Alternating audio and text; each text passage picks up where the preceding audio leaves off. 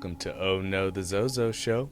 I'm that gayish friend that wants you to enjoy every bit of your orgasm because you fucking deserve it. Well, I definitely missed you all, but I needed myself a little bit of a mental break from everything, and it was also a planned vacation from 2019 before COVID hit. I ended up going to Blatino Oasis, and ooh, child. Lord, I'm not even gonna front. I had sex so good it made me want to grease his scalp after we were done. Like, this was some It's like I wanted to return the favor. That shit was so fire. Anyways, if you ever get a chance, get yourself out to Blatino Oasis. It is phenomenal. Anywho, skipping over the me wanting to grease somebody's scalp because it was that good, and I'm sorry, it really was. I really wanted to release this episode because it is a Mama's Day special. I usually have my releases on Tuesdays, but I really wanted to get this out, mostly because I, mamas deserve it.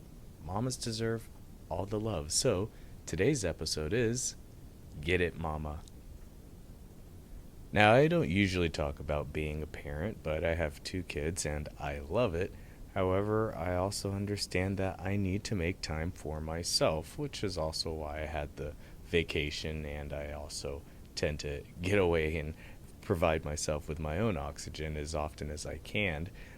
However, I know a lot of people don't have that option or that luxury, or don't even really think about doing that for themselves, especially women. And with Mother's Day right around the corner, I want to talk to all my mamas out there and say, hey, let's get you back on track, even if it is something that you don't think you're going to want to completely dive into right away.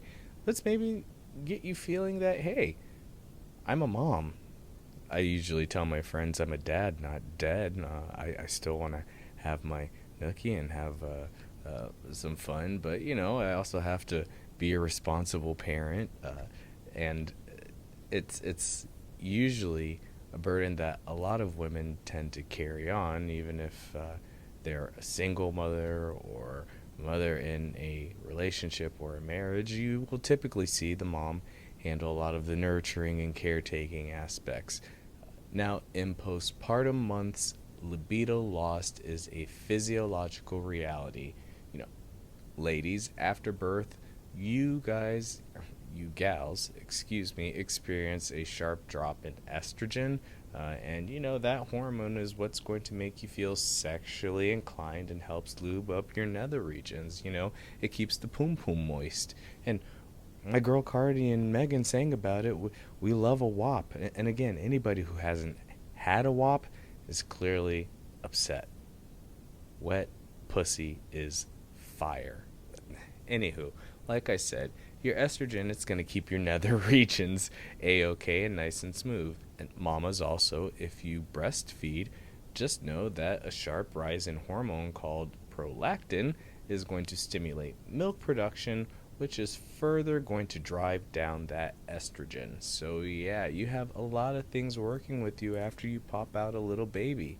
And the most commonly ignored factors are when it all comes to post-birth sex and the emotional and psychological effects that aren't usually talked about. And it's not just postpartum depression, which I am grateful has gotten a heck of a lot of attention over the years, but after birth, y'all go through some trauma. Your body has literally been giving life force to something else.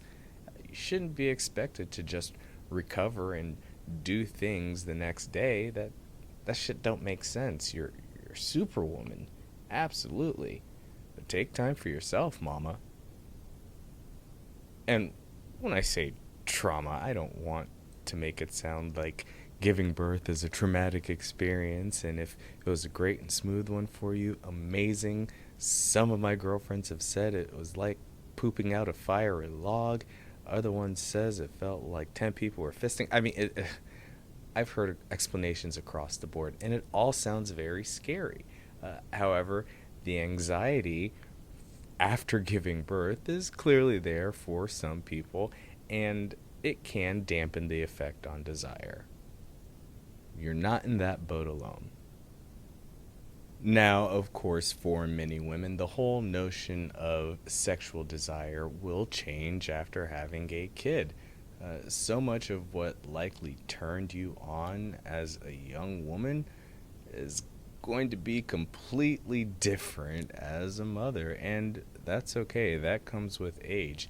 And even without being explicitly told, women unfortunately learn that you're only entitled to feel hot if you are hot in the eyes of men or someone else, and blah. And let me tell you something, sexy is not a look, it's all about your attitude. Okay? Now, don't get me wrong. Certain looks can accentuate the sexiness. I had to get myself dressed up for the mamas out there, because I know there's some sexy mamas, and, you know, I'm a dad. I think I'm allowed to feel a little sexy too. But you know what I mean. In all honesty, being sexy in the eyes of men can literally mean nothing and everything. Take it with a grain of salt. Feel sexy all on your own damn self. And then put it on them and snatch their souls. And I didn't mean to throw men under the bus when I said, society will only view you as beautiful within the eyes of men. That's not really where I was going with, but just by normal standards, the constant goal is, oh, what's desirable for a man? Fuck a man. Fuck what a man wants, okay? Fuck a nigga. It's just a dick. Yeah, okay, we said that in the first episode, and I'ma say it again.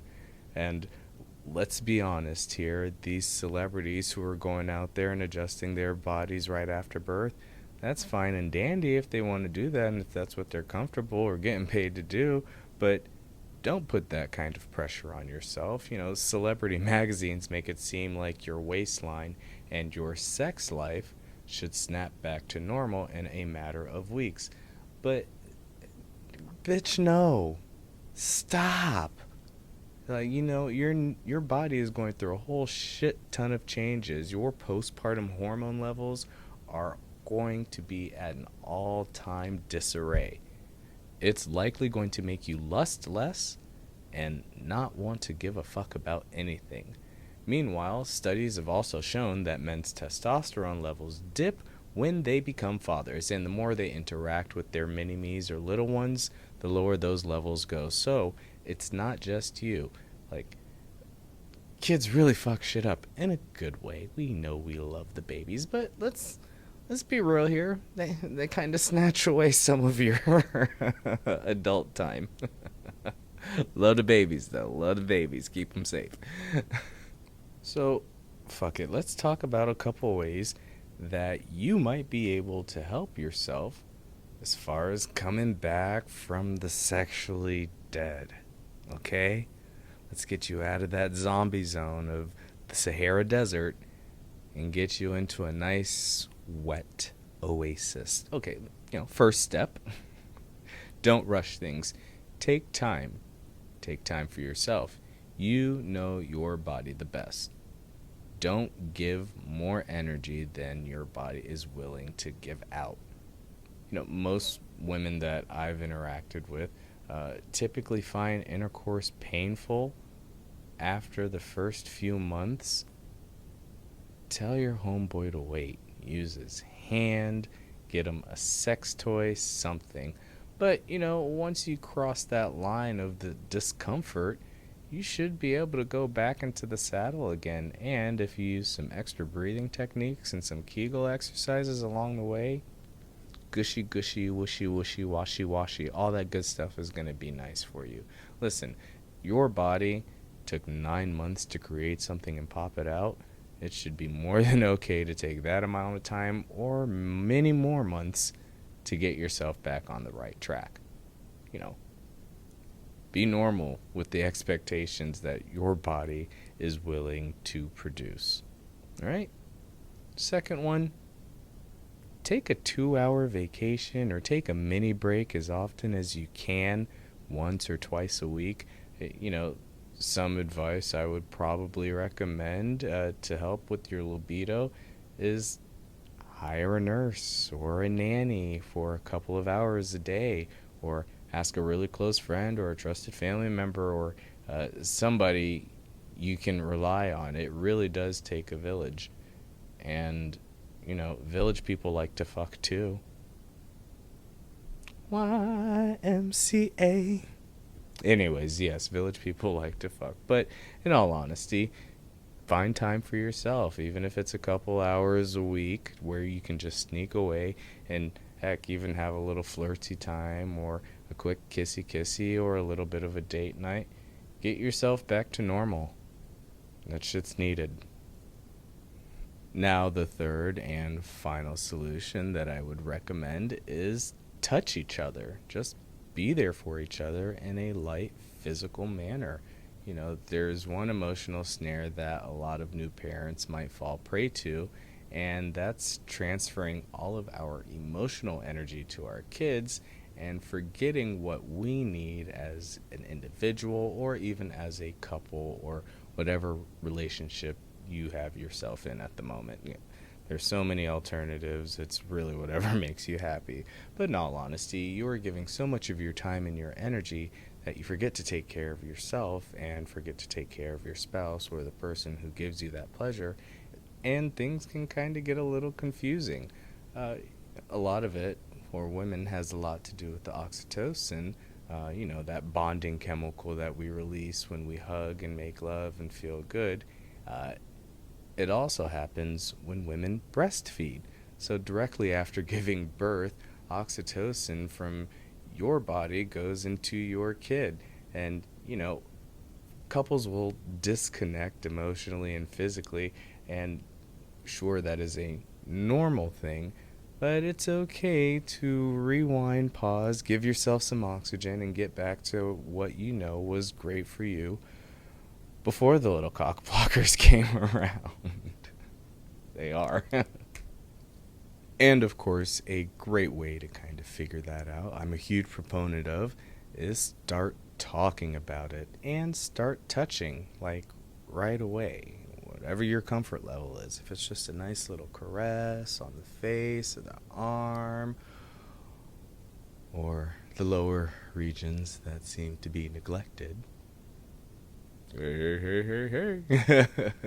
But anything right away that can increase your oxytocin levels, even within the first few weeks after giving birth, it's okay to touch and caress each other, and whatever your body feels comfortable doing, sure, go there, but don't sleep on a good old foot rub or a back rub or a nice little palm rub.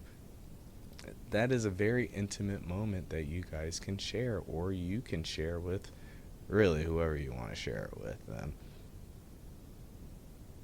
Yeah, whoever you want to share it with. So, and you know what? Don't be afraid to be a little opportunistic. If you feel that your body is ready for a quick round of sex and a nice quickie, and them little babies is asleep, you better go ahead and drop some more babies. I mean, yeah, that's what it is. Just go ahead and drop some more babies. It's all fun. Let me get myself out of here and get you guys a nookie fact. Nookie fact. Roughly 60% of mothers state that they've been walked in on by their kids when they were getting it on. Lock the door, okay? Just lock it. Those little rooster blockers, just lock the door. Happy Nookie Facts, and back to the show. So again, happy Mama's Day, and thank you for tuning in. If you're looking at my fabulous little sparkly outfit with chains, it hurts a lot. It's cutting me up as we speak, but beauty knows no pain in my book. And it was fun, and I wanted to get dressed up because I got a lot of hot mama friends, and I kind of want to be in the hot mama group myself, as I said. But enjoy yourselves, be good to yourselves, and mamas, take care of yourselves. There's going to be a special release out coming soon, so stay tuned. As always, love and peace. Take care of yourselves. This is Zoe.